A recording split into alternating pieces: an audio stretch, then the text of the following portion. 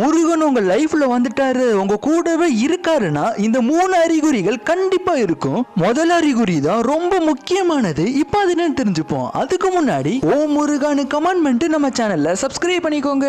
மூணாவது விஷயமா, முருகர் உங்க கூடவே இருக்காருன்றத எப்படி வெளிப்படுத்துவாருன்னா, நீங்க எங்கேயாச்சும் வெளியே போகும்போது முருகரோட பேரை பார்ப்பீங்க, அவரோட வேலை பார்ப்பீங்க, ஏன் அவரோட உருவத்தை வண்டியில ஸ்டிக்கரா ஒட்டி இருக்கிறத பார்ப்பீங்க.